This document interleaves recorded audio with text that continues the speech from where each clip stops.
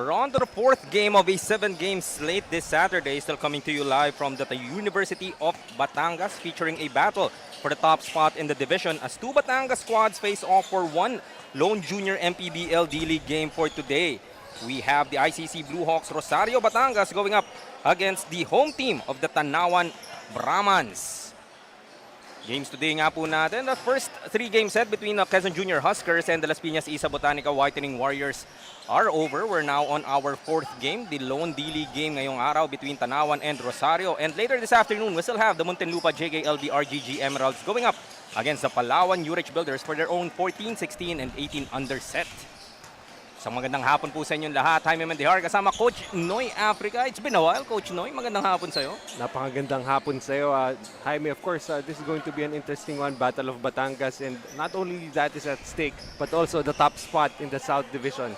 And certainly something at stake dahil parehong Batangas teams nga maglalaban dito pa sa University of Batangas. Of course, the hometown team would try to defend their home court, talking about the Tanauan Brahmans. But looking at the performances of both these teams in their previous assignments, both coming off victories, Coach Noy, unahin na natin itong ICC Bluehawks Rosario Batangas with that 4-point victory against San Pedro. Yeah, that's right. Like you said, an 82-78 victory over San Pedro in their last game. Just last week, on October 5, they shot very well from the field, 50%. And despite getting out-rebounded, 41-33, they had a +9 advantage from the three-point area. And that pretty much allowed them to pull off that victory despite committing 17 turnovers. They really need to be a lot more consistent in taking care of the basketball. But of course, the question here is Mr. Consistency. Will Do William continue to be consistent? With Do William Triste finishing with 15 points, 4 rebounds, and 7 assists in their victory against San Pedro. Of course, Do William Triste, actually the best player of the game for both their victories back-to-back nga para dito sa ICC Bluehawks Rosario Batangas. Talking about the hometown team naman of the Tanauan Brahmans, Coach Noy, also coming off a big victory in their previous assignment against Binyanta Takjel. Yeah, 14-point victory, 92-78 against Binyanta Takjel in that game. Although they allowed Binyan to shoot well from the field, 39%. They were able to have that 12-rebound advantage, 49-37. And they were able also to dominate the paint, finishing with 24 second chance points. So if you're the ICC Bluehawks, need to be able to box out the big men of Tanauan in that game. James Gabriel Torato finished with the near double-double, 19 points, 9 rebounds, and an assist. Now let's find out if ICC Bluehawks Rosario Batangas will cause the first loss of the Tanauan Brahmans, or will the Brahmans stay undefeated? Let's head over to Dancel Santiago to introduce our starting lineups.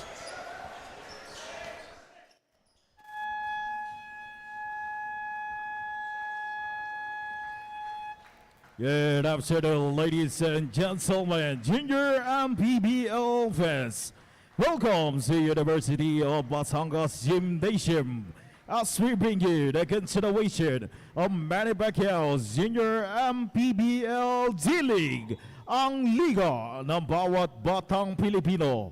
The basketball action continues between the 21 under of ICC Bluehawks and Tanauan Brahman. We are live on our official Facebook page and YouTube channel of Manny Pacquiao's Junior MPBL.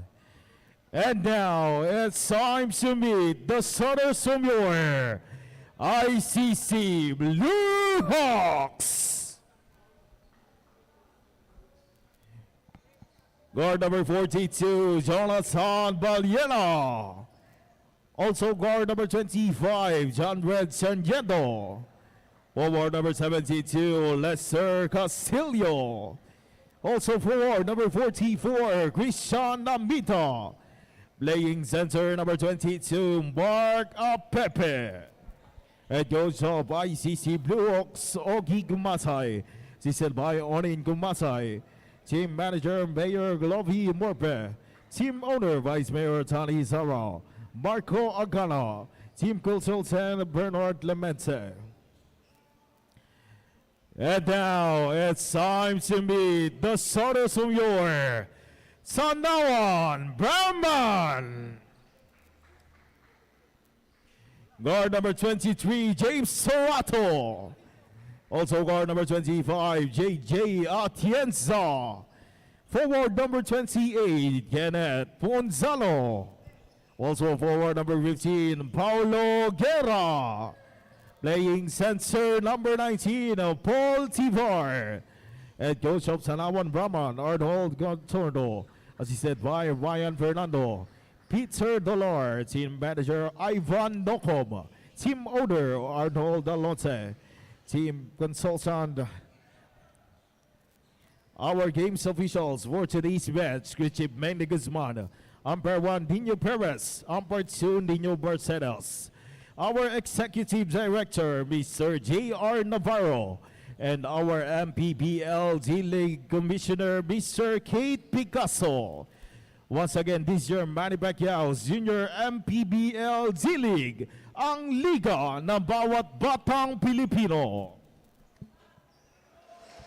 Tipping off for our fourth game for this Junior MPBL D-League matchup between Rosario, Batangas, and Tanauan. Look at our starters, Ballena, Seniedo, Castillo, Amida, and Apepe. Para sa ICC Bluehawks, para naman sa Brahmans, we have Torato, Atienza, Pundano, Guerra, and Tibar.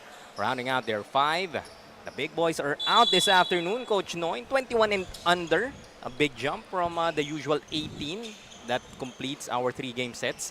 Sa ating Junior MPBL as the Brahmans get first crack in this ballgame. Atienza looking to attack early. Of course, the Brahmans very much familiar in this floor. So a bit of an advantage, I would say. Great block there coming from Christian Amida. Well, of course, the Brahmans do have another campus. I think we mistakenly went to that venue earlier. But nevertheless, this is the main campus of the University of Batangas. Seniedo comes up with a steal and takes it all the way for the first two of the game. Rosario Batangas will draw first blood. Torato wide open. That rattles out. Tapigan. Would be Rosario Batangas coming up with it. Castillo. Go to the corner. Seniedo. Look to reset to Ballena. It's 10 to shoot now for the blue shirts.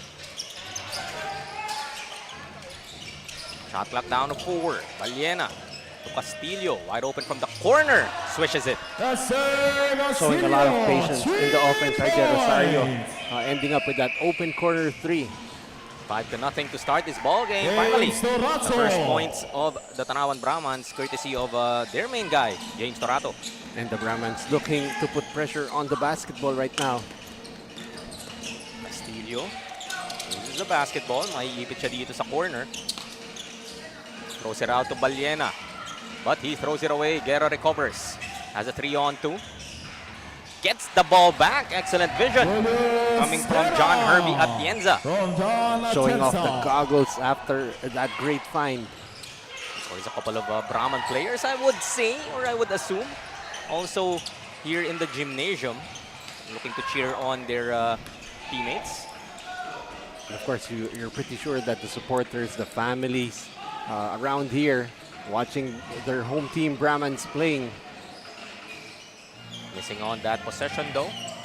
Lead at 1 para sa ICC Bluehawks Rosario Batangas. Still 7:40 left. Just the first period. Interesting to point out as well that William Triste not starting here para sa ICC Bluehawks. We did talk about him pre-game and the impact na meron nga siya para dito sa mga naka-asul. Shot clock is down to 1. Seniedo will be blocked. Tanauan will regain possession. And just imagine the luxury for this Rosario squad that their top scorer actually comes off the bench, though Triste averaging nearly 19 points per game. All the way to the hoop, but a sorry miss. Short on that layup was Kenneth Pundano. Get another possession. Taking advantage of that 4-on-2. Pundano that time making sure. Well, that has been the thing for the Brahmans. Whenever they force a turnover, they've been able to convert on the other end. 5-0 ang simula dito ng Rosario Batangas. Sinagot naman ng 6-0 run para sa Tanauan. Now they're up by 1. Beautiful spin move. Baliena with an N1. That has always been very amazing to me how players off the spin able to regain their balance, enough composure to still finish despite the contact. Number 23, James Sorazo. That Gandang is galaw first naman. position Of course, brought to us by versus Pound for Pound Tanauan Fitness. Brahman. B-Liga ready. Bonus free throw for Jonathan Baliena. May niinda pa dito si Jonathan. Holding on to his right eye.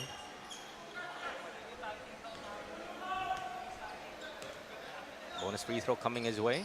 Completes the three-point play. So very early on both teams trading baskets as you see on your screen. UP legend Ogie Gumata used to play for the Fighting Maroons back in the mid to late 90s. Ergo, your mid... Ay, darang. Parang wala kang masabi. Familiar na familiar. Actually, we covered the game of Rosario Batangas a couple of weeks back. Coach Mark Dandan. And he also made that recognition. He did play for UP Fighting Maroons. Also familiar with Coach Ogie, of course. And we were also speaking about the experience na talaga makuha nitong mga batang ito dahil Coach Ogie, one of those that played at the highest of levels. So really knows what it takes for you to be able to elevate your game to get to that the biggest of leagues. And actually their two main gunners are actually guards. Triste and Siniedo, both of which are averaging double digits for them. The other end naman, free throws for John Paul Tibar, missing on that first.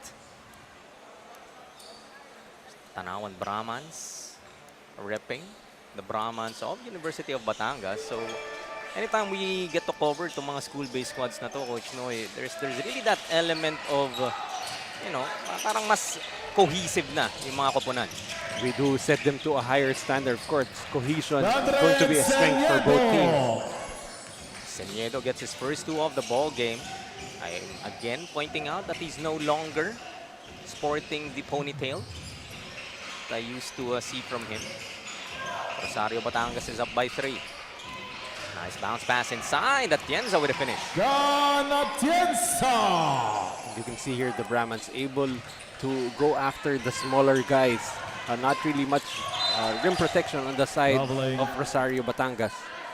So traveling violation will be called against Baliena. Well, we did build this as the Battle of Batangas. You see right there again, that basket from the Brahmans. Nevertheless, itong Rosario is actually based in Caloocan, the ICC Bluehawks, but they are carrying the name of Rosario. So technically, this is still the Battle of Batangas. Iba rin naman talaga pag Batangas. When you talk about players from Batangas, hindi ka mauubusan ng players that you would really say were homegrown and made an impact sa ating local basketball. Tanauan up by 1. Seniedo to the hoop. You're seeing actually both teams no rim protection. Ooh, look at that reverse. John Hervey Atienza showing us the goggles kanina, and that time around, iba naman ang pinakita sa kanyang teammates dito sa ating corner of the gymnasium. Another pound for pound fitness foul counted move brought to us by Pound for Pound. B-Liga ready. I'm trying to figure out when you make that great pass, you bring out the goggles. When you make a basket, probably take out the bucket. Makes sense to me. John Hervey Atienza will complete the three-point play.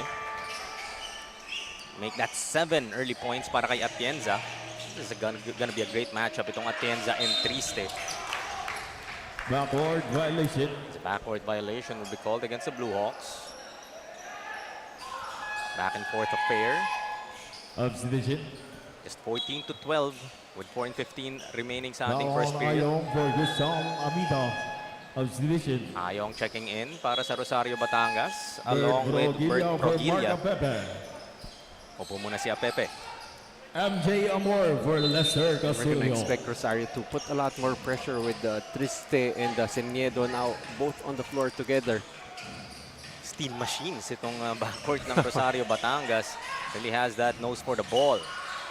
Their outside attempt, that one will miss. Para kay Pundano, they do get another chance. Zip pass inside. Spin move, but short. Was Tivar. At nadismaya siya. That it would have been a 3-point play. Addis virtual fouls, 13 fouls. With the way substitution. Tanauan is passing, like they're celebrating those great passes. Just goes to show the priority they put into sharing that basketball. 2 free throws for John Paul Tibar. Tibar. Naman yung built nito ni Tibar. But the move that he showed us, really showing us that mobility. How nimble he could move on the floor. But again, it would be a good idea to test the interior of the Rosario squad, as I don't see much rim protection actually for both sides. Triste against Atienza. Kick out to Seniedo. Goes through 2 defenders. Foul on the floor.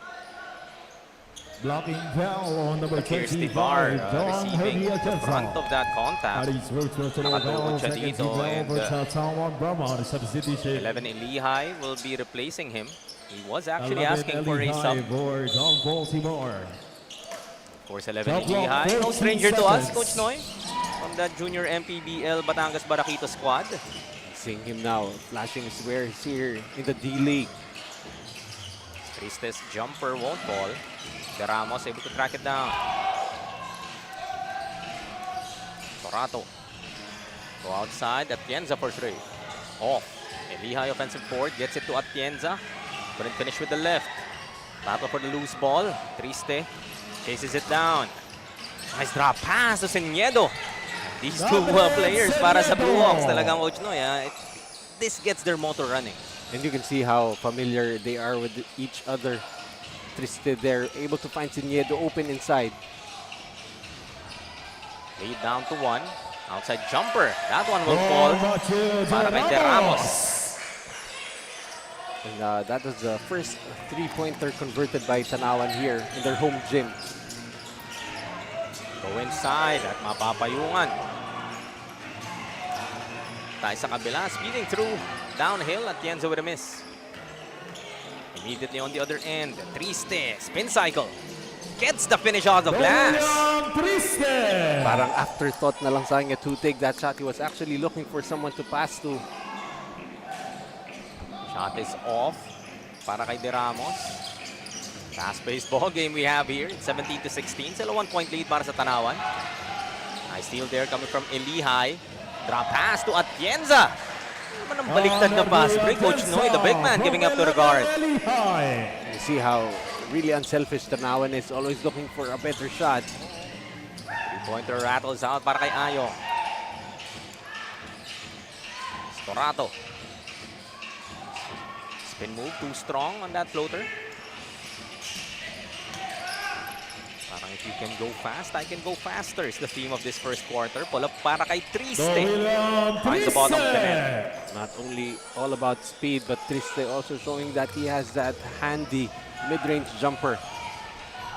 That's the lead down to 1 once more. It's an offensive foul. It's going to be signaled here by our officials. Off the ball. Could be called against Julius Guerra. Foul, 13 foul for Tanauan, substitution. Seniedo will take a breather. As in for the first time is Joshua Volante. Torato also taking a seat para sa Tanauan as Andal checks in for the first time. A minute and 18 remaining in our first quarter of action. Triste gets a pick. Outside to Volante. To the corner. Do William for 3. It's the corner of the board. Guerra. Aggressive to the hoop. Will lose that basketball, but Tanauan will keep it. With 19 seconds on the That's a shot better clock. job there for Rosario to get back in Now transition, able Tanauan to stop Brahman. out that fast break attempt. Tanauan Brahmans will call for this nature spring timeout. Still up by 1, 19-18 with a minute and 1 remaining here in the first quarter. Take another look at that spin cycle from Do William Triste. No threes just yet para kay Do William. Inside attack, showing us he has the range as well. Off the bench, Triste has 4.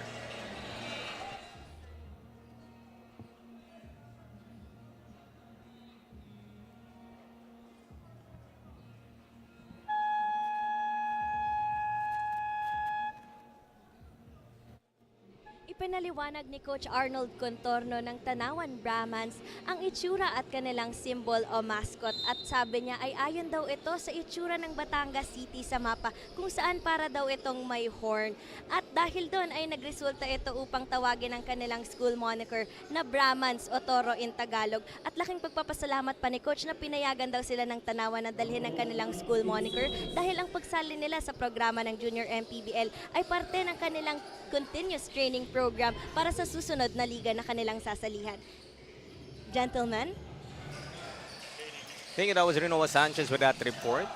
Patrolling the sidelines for all the 7 games that we have this Saturday. And wide open for that layup was MJ Amor. This is actually a good opportunity especially for those school-based teams to find a venue at which they can continue their preparation going up against high-quality competition. And we now watch the undefeated Tanauan Toros. Something new to learn every day, that Brahmans is Toro in Tagalog. That pull-up para kay Volante. Will up the lead para sa Rosario Batangas up to 3, 22-19. About a 4-second shot clock, game clock difference. Nava is wide open and knocks down the tray. Those 3-pointers late for Tanauan, allowing them to tie the ball game at 22. Last shot time, you are the Bluehawks. Ayong. Still a couple of seconds. As the buzzer sounds to signal the end of our first. Sabi mo nga, Noy, we are deadlocked at 22. Not much separating both these teams for the battle of the top spot sa ating South Division. Take a look at some highlights here in our first 10 minutes of action. Guerra with that basket. This was Baliena with that end one. Couple of beautiful spin moves na binitawan dito ng mga gwardiya ng Rosario Batangas. Seniedo also joining the scoring party, and this was the last 3-pointer to give us this 22-all deadlock coming from Nava para sa Tanauan Batangas. And at the end of our first, it's 22-22. Rosario Batangas at Tanauan, tabla dito. Don Benitos ang pambansang kasama. Red Dynasty Seafood and Hot Pot Restaurant.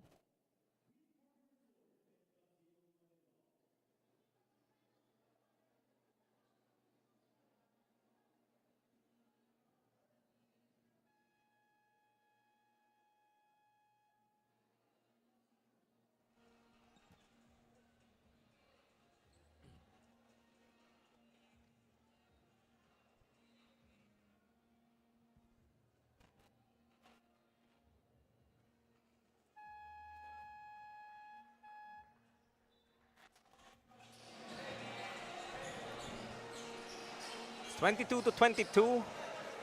About to start our second quarter in this Junior MPBL D-League matchup between the ICC Bluehawks, Rosario Batangas, and the Tanauan Brahmans. I'm Mandihar, kasama pa rin Coach Noy Africa. Bringing the action live from the University of Batangas.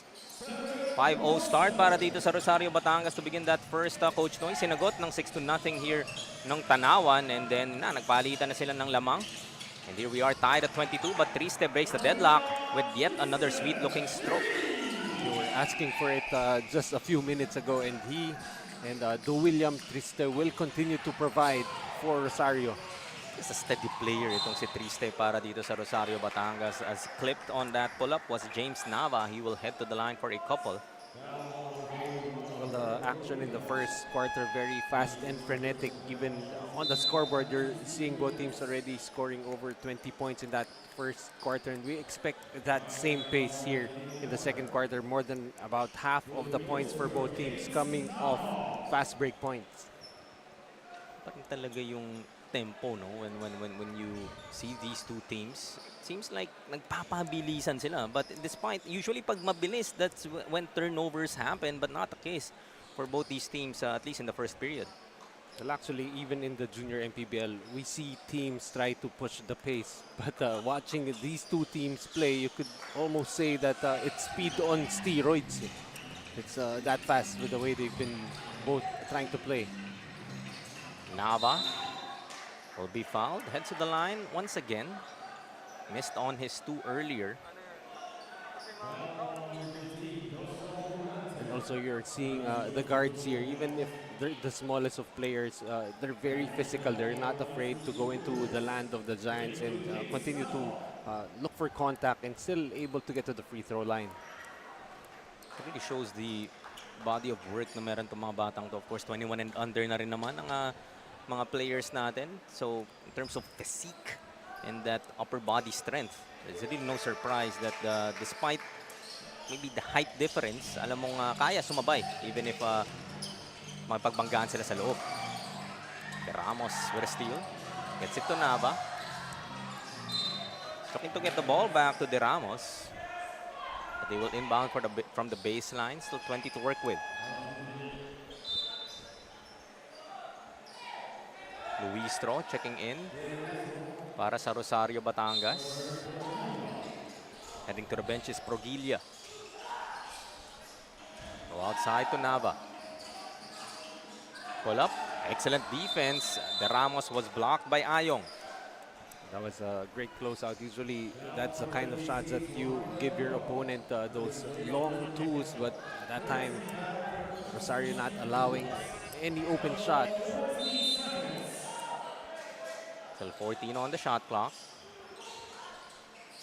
De Ramos. Shot clock down to 9. Nava from the corner. Rims out. Triste trying to fight for that board. It will stay with Tanauan. As you can see in that play, Triste always very active on the rebounding end. He's averaging 5 rebounds per game. And for a guard, Exactly. that 5 rebounds. He's not a tall guard even. Lehigh misses on that J. Tanauan still down by 2, 25 to 23. Closing into 8 minutes left here sa ating first half. Preemptive foul given up by Ayong. And that will be team foul number 4 now. Next foul will mean free throws with still 8 minutes left dito sa ating second. Although this will be reviewed as the referees looking to see if there was an actual advantage before that foul.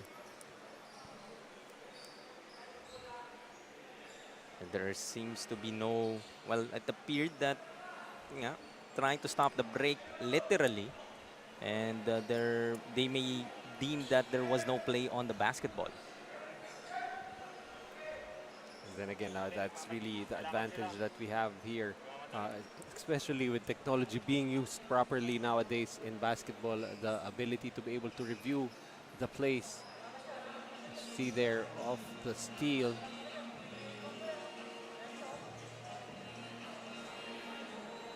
It was Bolante that lost the basketball. But Ayong trying to do a heads-up play because he knew that Tanauan had the numbers. But that embrace may mean that it has to be upgraded.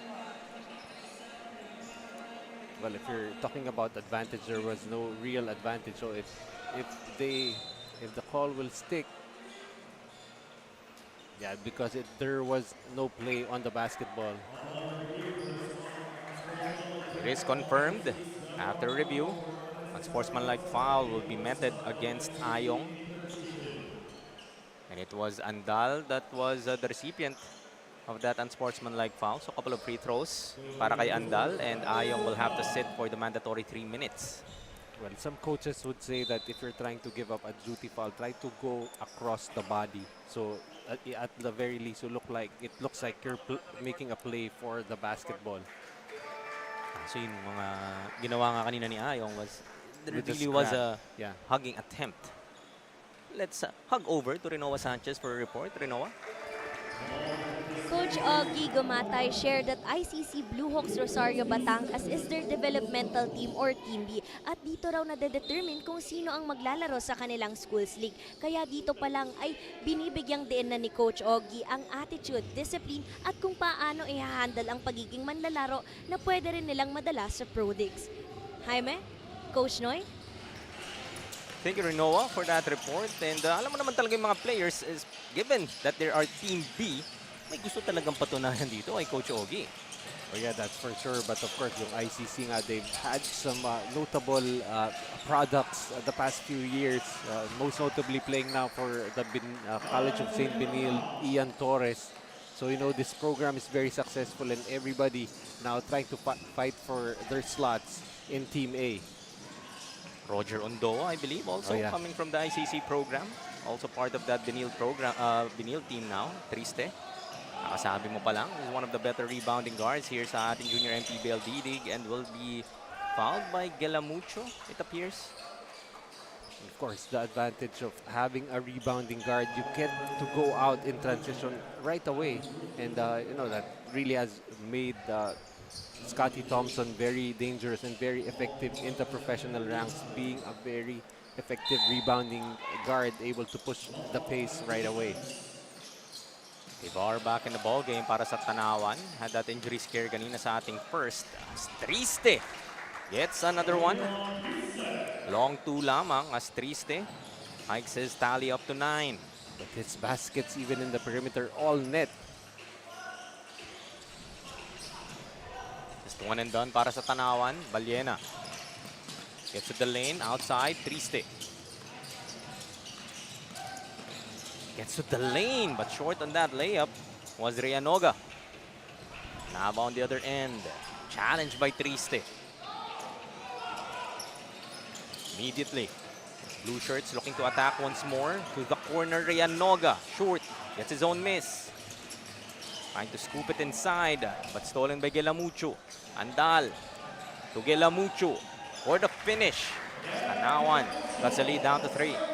Continuing to be a strength here for Tanauan, getting out in the break now with 14 fast break points in the game. Balyena, ball fake, drop pass. Keyhole jumper. That will fall para kay Christian Amida. But Balyena has been very effective getting to the lane. He's been finding the cracks of the defense. This time, pass to assist on that play. Bilis din talaga. Ano? Really able to escape his primary defender and create opportunities para sa ICC Bluehawks. Gelamucho. He will be pushed and will head to the line. Penalty na nga dito ang Rosario Batangas since the 8-minute mark of our second. Or scratch that, it's an offensive foul. It will be called against him. So siya pala yung nanulak. Hindi pala siya yung tinulak. But it's still a 5-point advantage for Rosario with Seniedo. I'm sorry. That was Triste on the floor, giving Seniedo a break after having played heavy minutes in that first quarter. Parang yun yung rotation for Coach Ogie Gumata. He starts out with Seniedo, he brings in Triste, and then Triste gets to play a lot of minutes without Seniedo on the floor. Pocket pass, short. And that jumper was Amida. Tibar ahead of the pack. Will be clipped. Couple more free throws coming up para sa Tanauan Brahmans. The big guy showing that he can also run the floor, able to fish for a foul, will get another trip to the free throw line. Free throw so far para sa Tanauan, 6 out of 11. A lot of free throws coming their way. It's Coach Ogie trying to draw something up.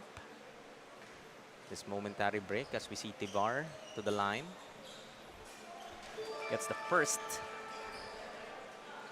And now it's Seniedo on the floor and Triste to the bench. So you can see how Coach Ogie Gumata trying to shuffle those two. But you know, in the end game, they're gonna be playing together. Hanap sila ng rhythm, no? While one is on the bench. Wide open, Luistro. Excellent fake and the bucket. And the patience, allowing the defender to jump right by him before going up for that shot. Biggest lead so far para sa Rosario Batangas at 6. Cut down to 3. Asandal gets a 3-pointer to fall. 5 points now for Andal, who is averaging just 3 per ball game. Get it inside. Seniedo against 2 defenders. Tapigan. Seniedo gets the ball back para sa Bluehawks. Tapped away by Tibar. Approaching 4 minutes left here in our first half of action. Preparing to check back in is Kenneth Pundano para sa Tanauan. Andal ang uupo. You could just see how valuable the role here of Ballena. Even when Seniedo or Triste is on the floor, he's the one handling the basketball. Siya yung nagtitimon, no? Just a second on their shot clock. Short on that finger roll, but there to clean it up. Well, that was not intentional, but just the ability to get into the heart of the defense, allowing the offensive rebounders opportunities for those putbacks. Kung tatanungin siguro na si Ballena, alley-oop kasi yun. Oh. That really was how he drew it up. Seniedo drops it off. Blocked from behind by Gelamucho was Amida. He'll get another opportunity. Amida once again. And gets that to trickle in. It's nice to see the in-between game working for both squads. Lead up to 7 now. So another three-pointer will miss para sa Tanauan. Ballena will be called for an offensive foul, warding off his defender. He did lead with that right shoulder. Enough advantage, enough separation for the referees calling that offensive foul. Ballena's first foul. And with 3:06 remaining, we have another Nature Spring timeout. Ayun nga, yung alley-oop. Finger roll alley-oop. Ballena to Amida. And Amida from the baseline. Back-to-back buckets. Ups the lead to 7, 38-31 here in the second.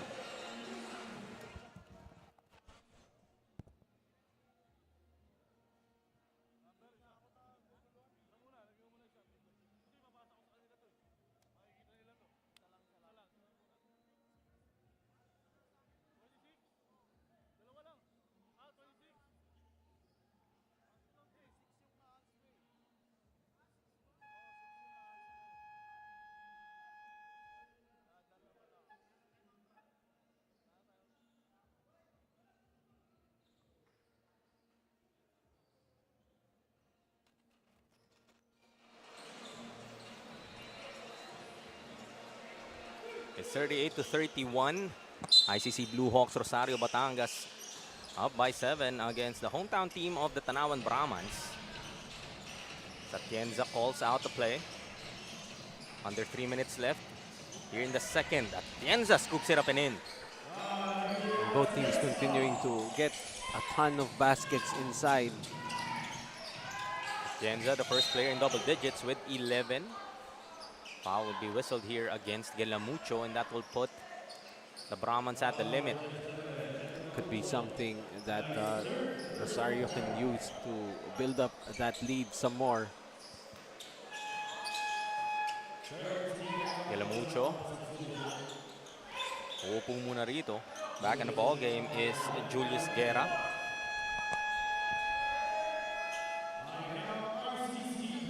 As the ICC Bluehawks Rosario Batangas will call their own Nature Spring timeout with still 2:46 remaining here at the half.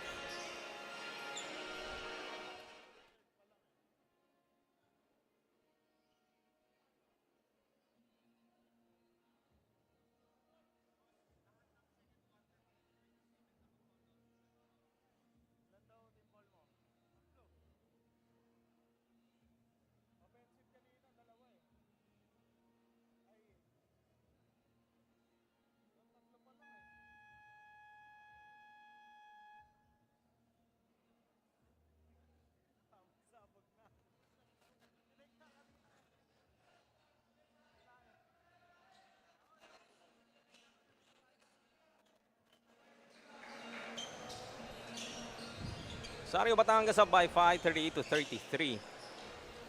As the Brahmans will look to close this quarter out on a strong note. We're deadlocked at 22 at the end of the first, Coach Noy, but a bit of momentum ang nabuo dito ng ICC Bluehawks sa Rosario Batangas. What has worked for them here in the second? Well, they've been doing a better job getting back in transition. Majority of the points for Tanauan in the first quarter coming off those fast break opportunities. In the sky play, but the pass a bit off para kay Amida. Good intention of that timeout. You can see Coach Ogie Gumatay scratching his head. That was a well drawn up play. Just a little low on the pass. And I think he's scratching his head because he's thinking, I can make that pass. Parang ano ba mahirap doon, di ba? Pundano for 3. Short. High up for that board. Guerra, but Tivar will secure the offensive board. Atienza zips it to the corner. 3-pointer still won't fall here in the second para sa Tanauan. Nice steal there, recovered by Atienza. Looking for a friend. Gets it to Pundano. Guerra, lilipad. Layup too strong. Tivar gets the bump. But not the basket. Heads back to the line for free throws number 14 and 15 para sa Brahmans. You're seeing here the value of Tivar on the floor for Tanauan. Gives him an opportunity for second chances, not only getting that rebound, but also able to clear enough space, get the contact, and get to the free throw line. Pero gusto natin yun, yung nabibigyan niya ng second chance ang kanyang koponan. Pero yung expression ng mukha mo, parang iba yung gusto mong sabihin eh. I'm just wondering lang kasi how many people have actually asked Rinoa for a second chance. Tivar missing on that first. She can't even give us an answer. Hindi na ito mabilang. Nagbibilang eh. Second, third, fourth, fifth. Appears to be a violation in the first free throw as Tivar will get his third attempt. So sinks on that first free throw. Makes them both. Lead down to 3, 38 to 35. Just a minute and 46 left here sa ating second. Pundano deflects that pass. Some pressure being mounted dito para sa Tanauan Brahmans, trying to make it difficult here para sa ICC Bluehawks to get the ball across. Pundano has been silent so far, only 2 points, averaging 17 points per game. But you can see he's still trying to do whatever it takes to provide some positives for his team with that tap out earlier. Maybe in the second half, magpapalit siya ng punda, no? Nice steal there from Torato. Would have been an end one. Fishes for the foul against Triste.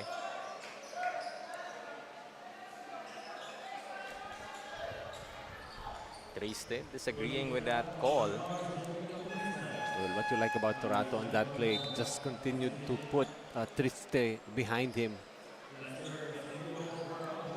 Could have actually gotten a 3-point play. For Triste, that will be his first.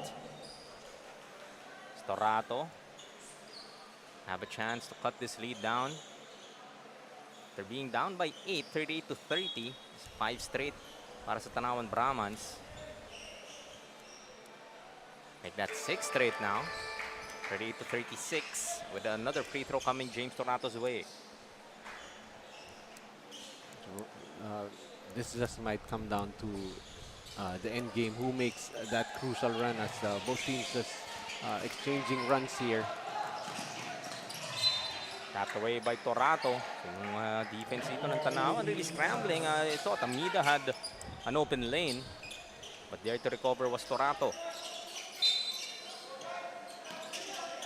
Seniedo.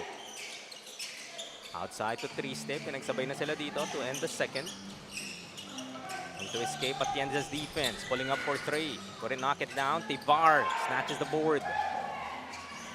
Looking ahead. May buwelo. Pinilipat pa sa kabila. Kenneth Pundano. They were challenging him that he's averaging 17. Tied at 38 once again. Zamida will be clipped. It's the second and third free throw para sa Rosario Batangas here at the half.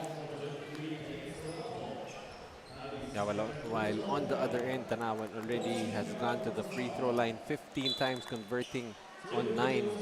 See that changing in mid-air, trying to evade that late challenge from Triste. Kahit mas maliit si Triste, everybody knows that he can sky for those blocks. And I know change-up is a baseball term, but it did appear that it was a change-up in mid-air. You can say switch hitter on that in mid-air. Getting both was Amida. Sorry, a charity split rather. So it's 39 to 38. Go inside to Tivar. Carving space. They fouled once again. 2 more free throws para kay Tivar. And we could see some sequences here for Tanauan where they're not they're prepared for the pressure defense being put up by Rosario that time, easily breaking that pressure and ending up with another trip to the line for Tivar. And I like how Tivar, when he got that basketball, umatake din kaagad. No? Hindi naman siya yung tipong pang-break lang para lang maitawid yung bola. Really put that pressure to the front court of Rosario Batangas. Though missing on that first. Actually, some coaches like to be put in that pressure cooker because it allows you to get easy baskets on the other end for as long as you stay patient and disciplined in trying to break that press. 1 out of 2 para kay Tivar. 6 out of 10 so far at the half. We're tied once again at 39. Ayong. Go inside. Apepe. Too strong. Looking to fight for his own board. Tivar snatches it away. Last shot time. If you are Tanauan, Pundano gets the ball back. Zips it inside. Intended for Torato, but they will turn it over. Back to the Bluehawks. Just not able to get control of that basketball was Tanauan on that play. A little rushed. 7 seconds to work with. Seniedo couldn't escape the defense on the backcourt as Atienza will make them pay. And Tanauan will take with them a 2-point lead heading to our second half of action. Costly turnover there from Seniedo, gifting that easy layup para kay Atienza, as Atienza will finish the half with 13 big markers, leading all scorers, showing us that patented tongue-out maneuver. And it's 41 to 39 at the end of the first 20 minutes. Sponsors. Dorite, Bola ng Pinoy, the official ball of Junior MPBL D-League. Pound per pound, B-Liga Resi. Major Spring, #1 bottle.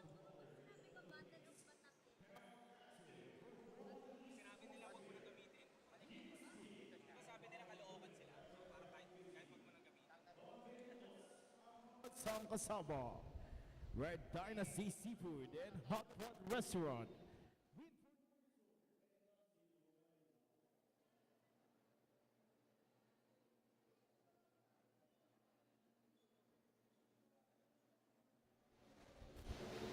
Mga kaliga, kayo pa rin po ay nanonood ng Manny Pacquiao's Junior MPBL D-League at kasama po natin ngayong hapon ang coach ng Tanauan Brahman na si Coach Ryan Fernando. Magandang hapon po sa iyo, Coach. Coach, comparing the team standing, kayo po ang top 1 ngayon sa standing natin sa D-League. Pero Coach, comparing the field goal, ang napuproduce nyo lamang po na field goal ay 35%. Comparing to the ICC Bluehawks, Rosario, Batangas producing 57 points. So question, Coach, how will you tap the skills or the offense of your player for today's game? Siguro kailangan nila i-improve yung shot selection and decision making a shot, and kailangan din namin mag-double time sa free throws kasi kung makikita natin, mas madami pa yung miss shot namin compared dun sa made shots eh. Coach, next question, Coach, is baka gusto nyo pong pasalamatan yung mga taong sumusuporta sa inyo, especially po nasa University of Batangas tayo na inyong home school po. Nagpapasalamat ako especially sa University of Batangas and then from the president, chairman, sa director namin from the sports and bumubulat ng sports, at sa team manager namin, team owner, at tsaka sa lahat ng UB community na patuloy na sumusuporta sa amin. Coach, good luck po on your game and thank you po on University of Batangas for hosting Manny Pacquiao's Junior MPBL D-League. Mga kaliga, kayo pa rin po ay nanonood ng Manny Pacquiao's Junior MPBL D-League. Magbabalik po kami pagkatapos. Manny Pacquiao's Junior MPBL would like to thank Dorite Bola ng Pinoy, the first Pinoy basketball brand, Don Benitos, ang pambansang cassava, Nature Spring, #1 bottled water in the Philippines, Pound for Pound Fitness, B-Liga Ready, Jinky Skin, empowering women by redefining beauty, Pound Active, for quality sportswear. Red Dynasty, offering comfort Chinese food and overall 5-star experience. Winford Resort and Casino Manila, a luxury integrated resort. Special thanks to Boss I and University of Batangas for hosting today's game. The best way to predict the future is to create it. This concept is what the University of Batangas holds on to as it creates a better and brighter future for its students. Value the life of others as you value yours. And dedicate yourself to the best care that you can offer. It's University of Batangas College of Nursing and Midwifery, the heart of quality healthcare. Start building your dreams as you aim to reach the top. Be part of the college that consistently produces numerous board passers and top-notchers. This is University of Batangas College of Engineering, the home of the champions. Provide the best care and treatment for individuals of all ages. And start your journey towards improving quality of life. This is University of Batangas College of Allied Medical Sciences, where rehabilitation and compassion unite. Stay on track to the tech world with CICT. Get ready to be part of the creation, innovation, connection, and transformation. This is University of Batangas College of Information and Communications Technology. Maximizing technological capabilities. Choosing technical education means investing in yourself and in your future. Because nothing is impossible when you have all the tools you need to achieve your dreams. This is University of Batangas Technical Education Department. The core of technical experts. Invest in your future and become a game changer in the field of education. Let's touch learners' minds and be the change you want to see in the future. This is University of Batangas College of Education. Shaping excellent teachers of tomorrow. Take on the challenges of the ever-changing world by pursuing what you're passionate about. Just don't stop dreaming and believing because the best future is in your hands. This is University of Batangas College of Arts and Sciences. Empowering minds, creating impact. Remember to always make your journey unforgettable. And always bring the best version of yourself as you explore more of this world. This is University of Batangas College of Tourism and Hospitality Management, where skills and knowledge take flight. Gain the knowledge and skills you need to serve and protect our community. And be an advocate of positive change in the society. This is University of Batangas College of Criminal Justice Education. The League of Justice Advocates. Just always remember to conquer, believe, and aspire. This is University of Batangas College of Business and Accountancy, bringing the best business to life.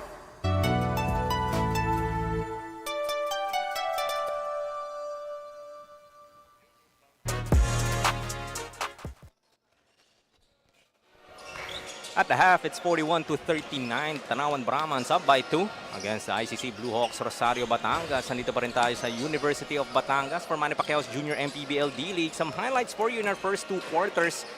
Maagang panimula nga para sa Rosario Batangas. Starting strong but immediately recovering is the hometown team of the Tanauan Brahmans. Able to tie this ball game up 22-22 at the end of our first quarter. And itong ICC Bluehawks we're at one point in the second up by 8, but that 10-0 run, or 10-1 run rather, executed by the Tanauan Brahmans has allowed them to take this 2-point lead heading to the half. Well, if you do look at the numbers, you'd think that ICC was ahead 54% from the field, out-rebounding the Brahmans 24-16. But the problem here for ICC, the 15 turnovers, 8 of which coming from their lead guards. You've got Seniedo with 3 turnovers, Baliena with 3 turnovers. You've got Triste with 2 turnovers. So that has been the problem so far because the Brahmans have been able to convert those turnovers efficiently already with 21 points of turnovers in the first half. That spelled the difference in terms of advantages, though. Field goal shooting has gone the way of the Bluehawks, and talagang yung turnover. Imagine the last play of our second quarter, Seniedo trying to beat 3 defenders in the backcourt and gifting Atienza with that 2 points. As the Brahmans able to hang in there and taking really advantage of the careless plays nitong ICC.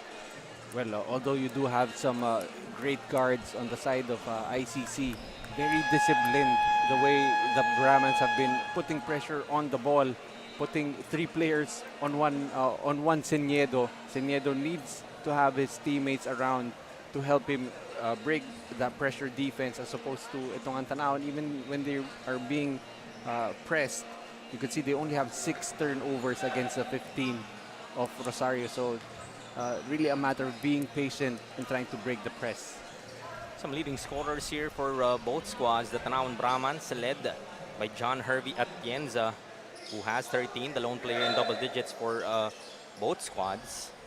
Followed by Tibar with 6 and Andal with 5. Para naman sa Rosario Batangas, it's Triste. No surprise there, leading the way with 9. And ang kanyang backcourt partner na si Seniedo with 8. Amida chipping in 7 of his own.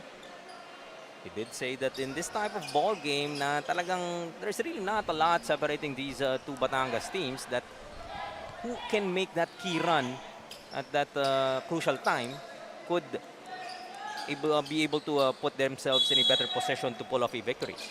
And right now you see Rosario starting off with Triste and Seniedo. They really understand the need to take care of the basketball. Of course, you have one of the better coaches, better point guards in college in Ogie Kumatay. So expect him to put his guards at a very high standard. As Pundano opens up the scoring festivities here in the third quarter with that 3-pointer. I'd just like to remind you, Coach Noy, that whenever you point out that certain players are not quite themselves, such as itong ang si Kenneth Pundano, averaging 17 you said, and hindi pa naibibigay sa atin, but biglang nagkiklik itong mga players na to. It seems like that Coach Noy's challenge working for Pundano so far. I did mention that late in the second quarter, and Pundano now with 7 points in the game. Now it's Tanauan's turn to build their biggest lead so far, just at 5.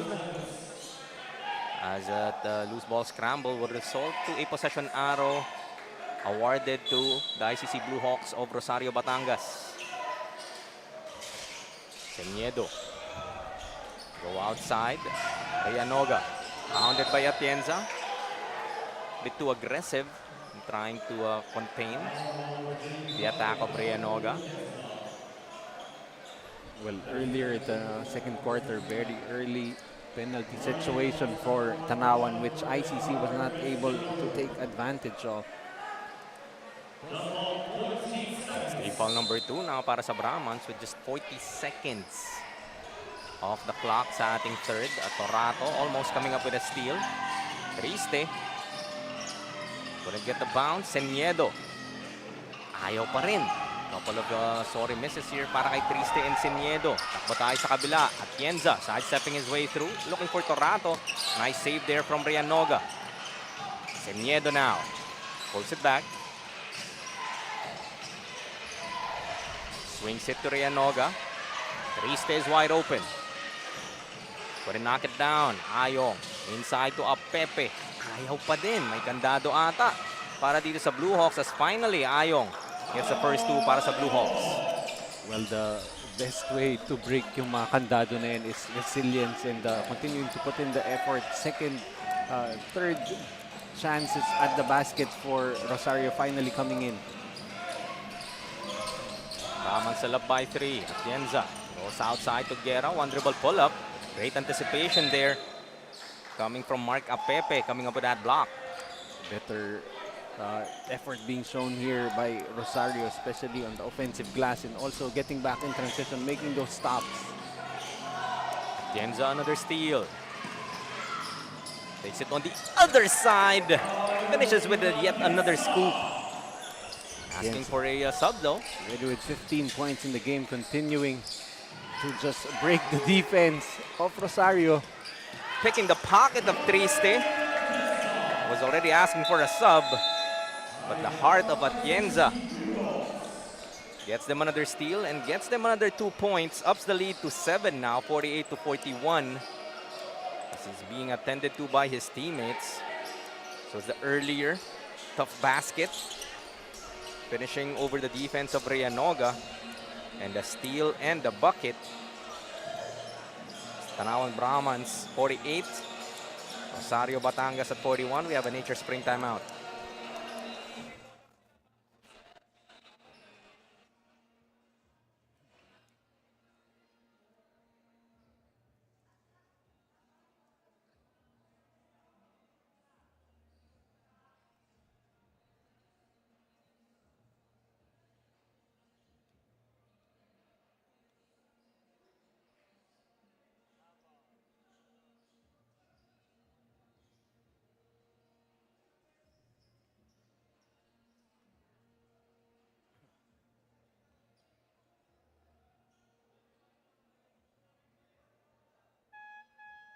Of Citizen. 7:45 remaining in just the third quarter of this Junior MPBL D-League matchup of the ICC Bluehawks Rosario Batangas and the hometown team of the Tanauan Brahmans. It's a great start here at the third para sa Brahmans, 7-2. Binitawan nila to begin the first 2.5 of this third. An early timeout here para sa Bluehawks. Seniego to the lane. Floats it up and in, gets the bump. It's a better response here para sa Rosario. Well, you do know if Rosario will mount a comeback here, it's going to be between two guys. It's Triste or Seniedo trying to carry the scoring load here for Rosario. This time it's Seniedo making that basket plus the foul. We talk about yung synergy nitong dalawang gwardiya na to para sa ICC Bluehawks Rosario Batangas. Talking about the William Triste and itong si John Red Seniedo. Because sometimes you feel like parang it's your turn, my turn, but not the case for these backcourt ng mga naka-asul. Well, that's really a hard thing to manage, but having a coach like Coach Ogie Gumatay knows the importance of being able to balance your playmakers and looking for their shot and trying to create for your teammates. As Guerra scores underneath, lead up to 6, 50-44. Closing into 7 minutes left here sa ating third. Seniedo go outside. Rianoga from the corner. Finds the bottom of the net. Badly needed basket here para sa Rosario Batangas to keep it close. Debar. His pass almost stolen by Triste. Nava to Guerra. From outside, that's short para kay Torato. Rianoga looking ahead, finds Seniedo. Gets the contact. Will head to the line for two. That's the advantage for Rosario whenever you've got Triste or Seniedo both on the floor. You allow one of them to be able to leak out in transition, and Seniedo, a very strong finisher in the break. Taking a look at that three-point conversion para sa Rosario Batangas. Seniedo, one of the better free throw shooters dito sa ating Manny Pacquiao's Junior MPBL D-League.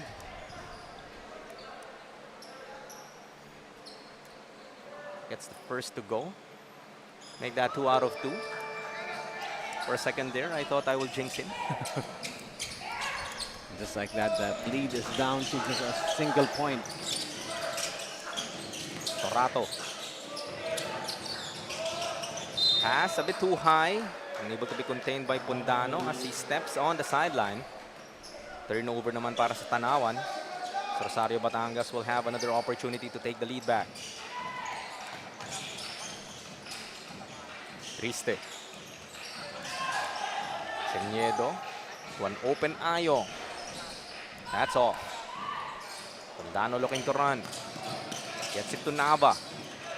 Great head fake. Couldn't get it to trickle in, but a push from Guerra, caught by our officials. And that will mean free throws para kay Ayong. We had an excellent vantage point on that play. Really very clear that Guerra pushed off